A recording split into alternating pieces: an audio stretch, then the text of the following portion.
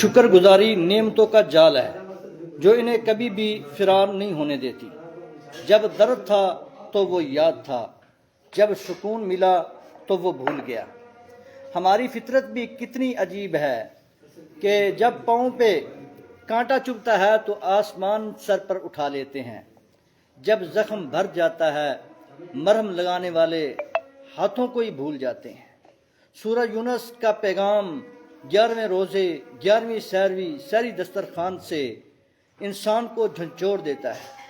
جب انسان پر تکلیف آتی ہے وہ ہمیں لیٹے بیٹھے اور کھڑے ہر حال میں پکارتا ہے، لیکن جیسے ہی ہم اس کی مشکل ٹال دیتے ہیں وہ یوں اکڑ کر سرکش ہو جاتا ہے جیسے اس نے ہمیں کبھی پہچانا ہی نہ ہو۔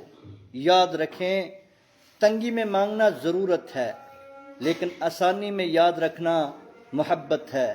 اپنے سجدوں کو ضرورت کا محتاج نہ بنائیں، کیونکہ جو رب بن مانگے سانسیں دے رہا ہے وہ شکر کرنے پر کائنات قدموں میں ڈھیر کر دے گا۔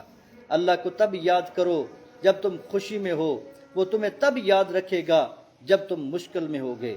شکر گزاری نعمتوں کا جال ہے جو ان نعمتوں کو کبھی فرار نہیں ہونے دیتا۔